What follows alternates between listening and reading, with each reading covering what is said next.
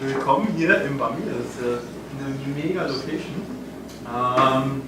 I will switch to English though, because I think it's really great that we have these big networks like CreativeMornings that share knowledge and our experiences in the creative field internationally. And I've learned so much in my research about robots from other guys who held talks at other conferences. So I thought it would be a shame to just speak in German.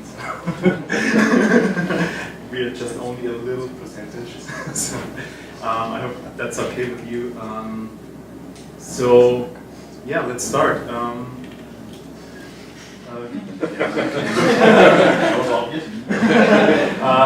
Michael Seiser. I studied graphic design in Salzburg in Austria, and in the last couple of years I moved to Hamburg. That's my portfolio website, just to give you a short impression on what my personal taste and my personal work looks like. But nowadays I work at the Marmalade. I'm the art director at the Marmalade, and I write concepts and develop visual concepts for TV commercials. The Marmalade is a company that is that was founded. It's a company that is actually two companies. So we have a film production company and we are a post house, so a post production company. And yeah, we are really well known for not only for commercials but also for our high-speed motion control system, the Spike, and that's why I'm here to talk about. I don't know anything about robots. That's the first I have to say. I have no idea how they operate. I can not program a robot or do anything with a robot. But that's not a problem, because this guy also did not know anything about robots when he first started developing our high-speed motion control system that is called Spike. That's Christian Fritz. And as he will put it, because of his lack of knowledge about how robots work, and about because of his expertise as a filmmaker, he was able to create a tool for filmmakers that would actually be useful. Because these industrial robots, right off the ship, they are not useful for filmmaking at all. But we will get into that later on. So yeah, because of his lack of knowledge about robots, he was the perfect person to develop a robot that would film. And so I hope, because I don't know anything about robots, so my lack of knowledge in this field would give me the best starting point to tell you about robots.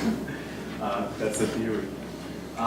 So yeah, to give you a little context about how the conditions were, or how the conditions at the Marmalade are, that such an idea like Spike could actually be sprung and develop.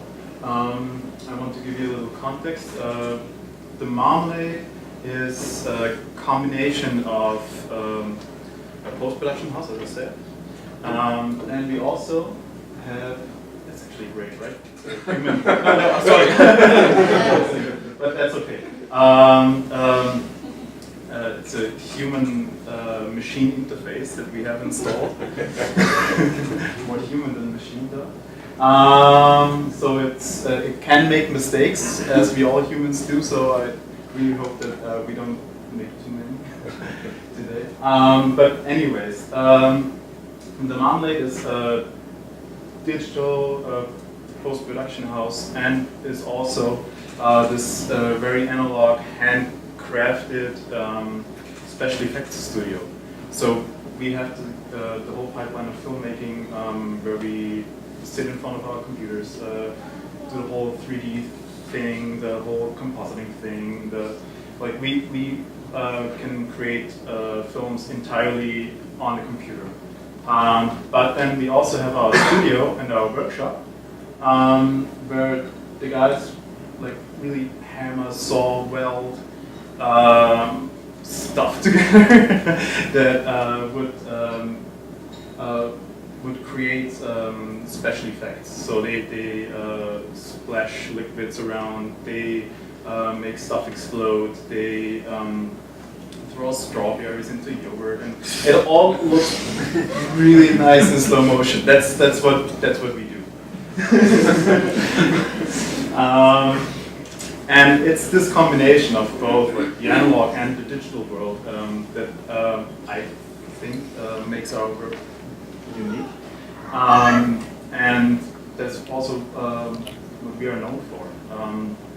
So every time we get a briefing for a commercial, we'll sit down and we'll figure out what part to do in real life, like in live action, and in camera, and what part we will do digitally to get the best result of both of these. So, and that's also this analog and digital coexistence, and this mindset to have expertise in both of those fields. That's a really important part for me conceptually for this talk, and why robots are meaningful to us. So please keep that in mind. But to tell you how Spike was actually, like how the idea was sprung, I have to go a little. I have to explain the history a little bit. I won't get into too much detail, but whenever you have a creative process and you have you stumble upon a problem.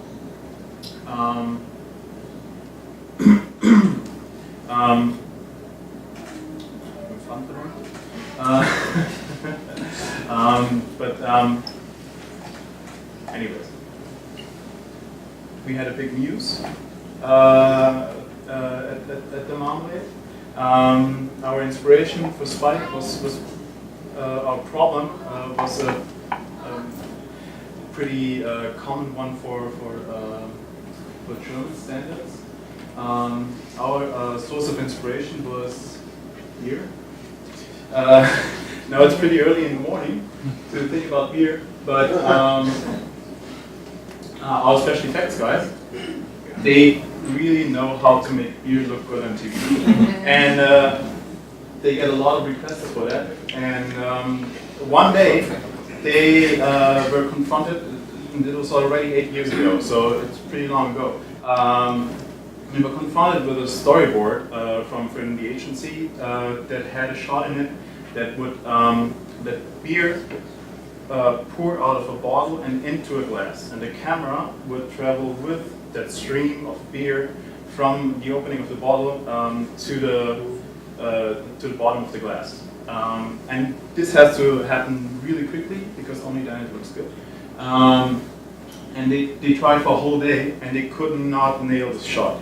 Like they tried every single thing, and usually when they run into a problem, they know how to solve it. They somehow find a solution, but this they could not solve, so it bothered them a lot. It bothered them to such an extent that they even thought of trying to use a robot to do that in camera move. So, robots. As I said, I knew nothing about. My girlfriend got me this book. It's a children's book, and to learn about robots. I understood most of it. So now I'm kind of at the same level as an 8-year-old when it comes to robots. But they had a really great definition in there for robots. And it's that robots are machines that do tasks that we humans don't want to do, or we're not able to do. And they also do tasks that that might be unpleasant for us, or even unsafe. And high-speed shooting has a lot of that stuff in it. So, for example, moving a camera really quickly through space is really hard for a human being, especially if you want to make a really nice and smooth and even camera move, like you're not wiggling around. So you always get the same result with a robot. And also, it's pretty. It can be kind of unpleasant and unsafe to work on these special effects sets. So there's stuff splashing around, there's exploding powder and the whole thing. And it also needs a lot of light. High-speed shooting needs a lot of light. It has to be really bright, so it gets really, really hot in here. But that's a whole other story. The thing with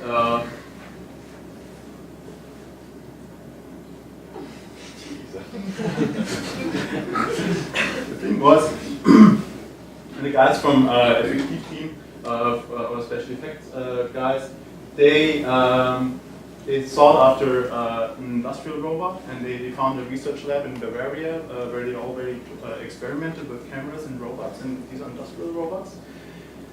But they were really, really clunky. Like it was really hard to set up a high-speed shot in filmic terms. So these welding is actually welding robots that you find on like these. They put together the cars in factories. They only know where to go, but not how to get there. So, and you can also only tell them where to go and not really how to get there. So they figure it out by themselves, and so it was not really the right solution for our problem, even though in Bavaria they managed to simulate that shot. So that the beer glass and the beer bottle, they took it with them to Bavaria to test if that shot would work. And they nailed it. So that was already kind of, they were pumped. Yeah, we got a robot. You can do these shots. But it took them a really long time to get from that stage to Spike, as we know it and use it now. Christian Fritz, who you saw in the picture before, he took a sabbatical that ended up to be extended into a 2-year sabbatical, just to focus on programming that robot. And he kind of can tell why that was necessary. I mean, that's motion control software that was like cutting edge back then. And it was not intuitive. And if you are on a set with a client and you try out to choreograph or set up a camera move in a scene, then you don't want to work with this interface. So after 2 years, Christian, who also actually didn't know how to program, taught himself how to program. I have no idea how stubborn a person must be to really execute that. He did a really, really great job of programming the software. That is actually, I mean, that's the brain. That's the biggest part of Spike. That's the solution to the problem. It's not the industrial robot, because the industrial robot, for my research, I tried to find out how to get your hands on an industrial robot. Like, how do you buy one? And it turns out you just go on eBay and you get one. Like, if you have a high voltage supply, you can get one for like 10 grand. So it's kind of expensive, but you know. It's doable. So that was not the problem, but programming that software, because they have this remote control that comes with them. They can have this joystick, but that's not really useful for a high-speed shoot. Because for a high-speed shoot, what's also really important, and Spike solved that in a very, very big way, is you have to keep in mind when it comes to high-speed shooting, everything that you capture is only happening in a split second. Like, it's so fast, and then it's over. And even though we have a lot of expertise in this field, we are still amazed when we look at the monitor after we captured something, and then we see the replay, and we're like, oh wow, that kind of was not what we expected, but it looks good. We do a lot of calculations and everything, but no water splash is alike. Like they're like snowflakes. Every time you the humidity of the room changes or something, the water splash looks different. So to get the kind of quality that you saw before with the beer shot, and the quality that is kind of our standard that we try to approach, to reach that quality, you have to make takes over and over again to finally have one shot that will work for you. And this robot thing always does precisely the same move. So you have one variable in this equation that is already, like, you can rely on that it works.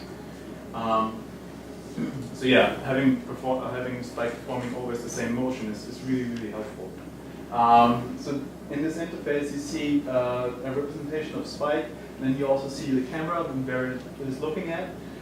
You see two dots in the room, and that is starting in, and the camera travels in between those, and then you can also adjust the speed and the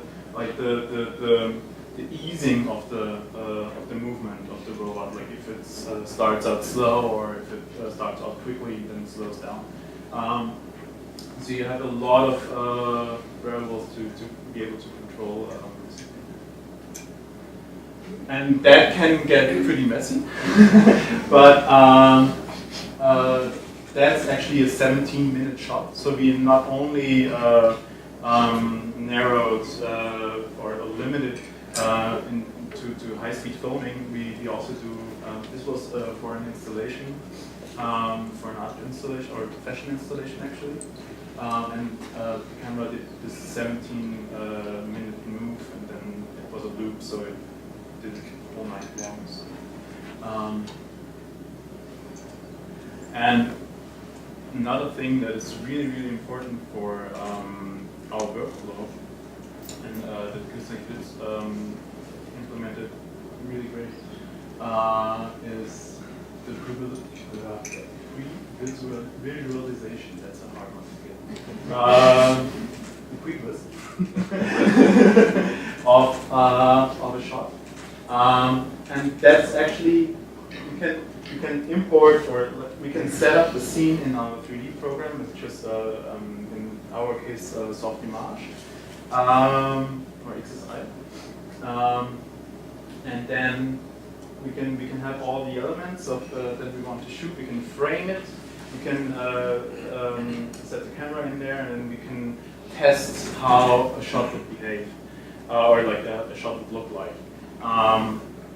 And that's also really important for our commercial work, because getting client approval is, the non-plus ultra in our business. So yeah, you can show a client beforehand how the shot would look like, or could look like. And also the other way around, it's great that you can make the shot with Spike. You have this movement of the camera, all the data like focal length and the whole camera stuff, and then re-import that move in your 3D program, so you can enhance and add stuff in 3D later on, and it matches exactly the shot of the live action take. And it's also great if you work with objects that are kind of precious, like cars or people. So if you have an actor in the scene, you know that Spike is not hitting them when he performs them. So that's really that's a bonus. Always move with the camera. Camera left, right, camera up, down, forwards, backwards, tracking, tilting, rolling, orbiting around external points, and pulling focus. Yeah, so those are the functions, and that's how Spike performs. So Christian Fritz explaining it. Those are the functions that help us create these movies, and Christian Fritz would say that these are really functions. So everything pays into making a great shot. So that's the starting point, right? That's the starting point for us. Like, we want to have a great shot. How can we achieve that great shot? Oh, we have to have this and that, and we have to be able to pull focus, and we have to be able to rotate the camera, and we have to be able to make it that fast. So the software and our hardware solution has to have that, or has to be able to do that. And to give you an impression how that looks like, I have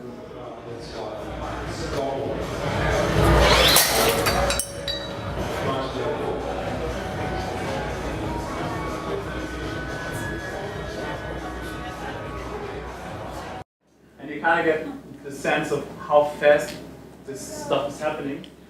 And I mean, that's just a test footage, but if you have a look at the end result, you kind of get what is behind it.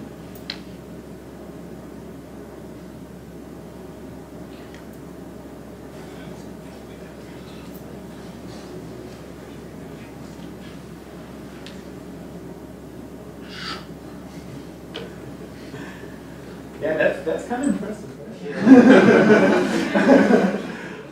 Having the camera be able to travel with the object and capture it from all these angles while the object is falling down or smashing or liquid is splashing, that's an enhancement that is huge, because traditionally in high-speed filming you have these locked shots, right? Everybody knows these, or everybody has seen these crash tests or stuff that they record in high speed. So having to be able to create a shot where you move the camera around within the shot is a huge thing. Especially, I mean, I just have to think about my experience. I'm a designer, and I do a lot of motion design, and so I have more expertise, or if I think about a film or how I want to achieve a shot, I always think about a moving camera. Like in my 3D program or in After Effects, you have this virtual camera, and you can try out this and try out that, and it always kind of moves around somewhere. You barely have a locked shot, like this, where the camera is still. So with that mindset, and a lot of directors are my generation already, so or even younger than I am. These directors, they think about moving cameras around, and having this possibility for a high-speed shoot is really valuable. I also have a couple of behind the scenes and back-to-back examples, like you see the behind the scenes and then you see the end result.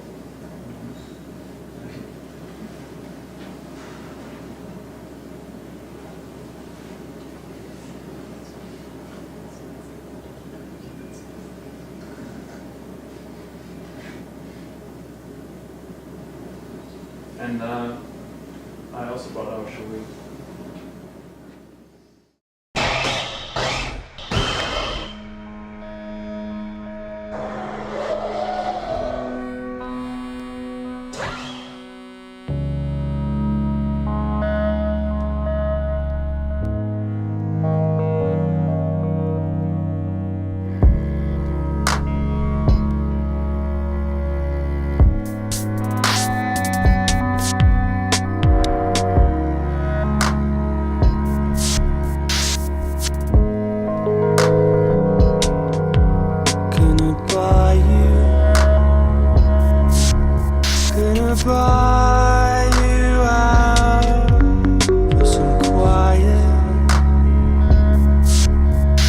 get back to me, no doubt. Never running out of time for the moment. For the moment, I'm fine, I'm fine. Fade you in and fade you out. Little by little, I'll see you around.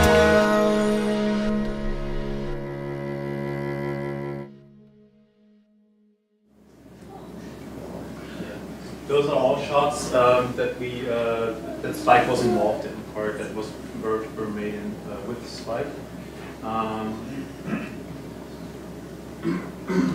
So as I ramble on about the ideas behind robots in the creative process, I have a couple of slides with behind-the-scenes footage. We don't really get the chance to see those, so they will just run there, and I will talk totally unrelated stuff. So you can concentrate on either one. The importance of robots, what I found in my research nowadays, to me, and this is also the analog and digital thing that I asked you to bear in mind. Robots are the link between digital information and the real world. You can, and also the other way around. So you can have a data set or an interaction that you do digitally, and the robot will translate it into the real world. So I think as filmmaking evolves, and I already talked about virtual cameras that always move around, and also, for example, as rapid prototyping evolves, like 3D printing. I think that robots can play a very big role in our future. Maybe not necessarily in this like futuristic artificial intelligence thing. That's a whole other story, I think. But maybe as hacks, for example. I mean, take this robot, for example. That's a really common industrial robot, and it started out as a hack. Like Christian linked the camera with that robot and programmed the software by himself. So it started out as a hack, even though now it's a really capable and reliable product. But I think for our creative processes, we can use robots that are already pre-existing to achieve things that were not achievable before. For example, we also experiment. We linked up this pen. It's like this airbrush thing to Spike, and we were able to control the liquid that splashes out, and of course we can make our curves in the virtual space, so we are able to write letters. So that could be a thing. Maybe. And then there's the whole, that is totally unrelated to Spike, the whole rapid prototyping, and also the hacking scene, which is getting very approachable with things like Arduino or Raspberry Pi. I don't know if you're familiar with these, but those are microchips that you can buy for real cheap, and they have a great community where they teach you, or you have a lot of tutorials to find out how to use those chips. You have sensors like temperature sensor or motion sensor and stuff like that. So you can make a human-machine interaction pretty easily. And what I also learned from my research is when you go on YouTube, you can have a 13-year-old kid teach you about how to program, and that's pretty awesome. So you have the resources.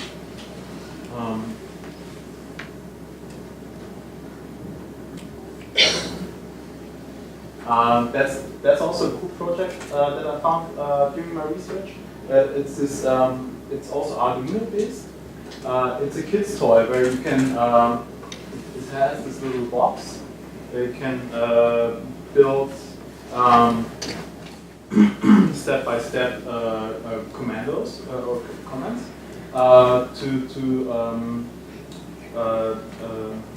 to control a robot.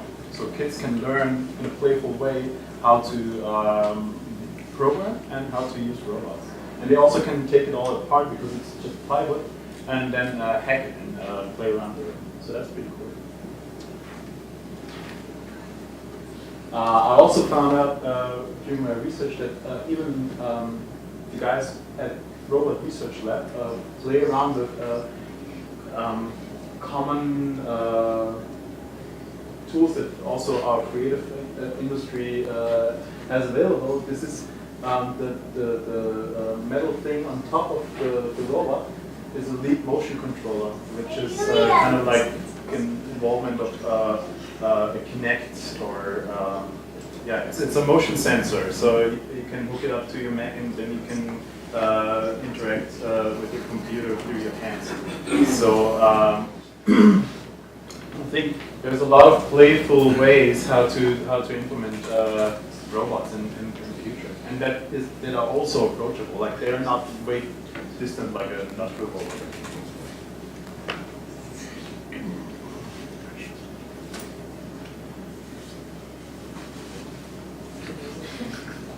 And that's also another example. It's rapid prototyping.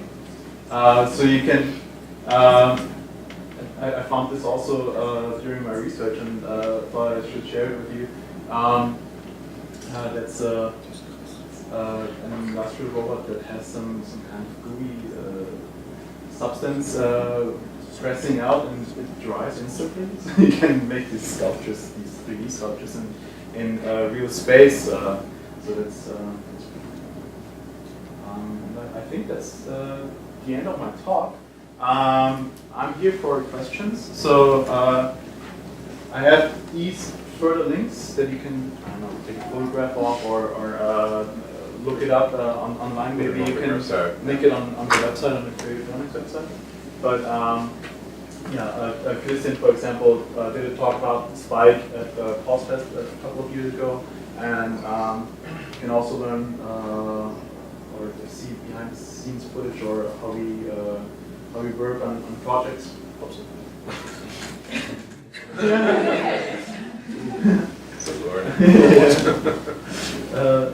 Learn about how we conceive projects at the second link. It's an identity film we did a couple of years ago, and both websites and Facebook pages of the Marvel, both the film production company and the post production company.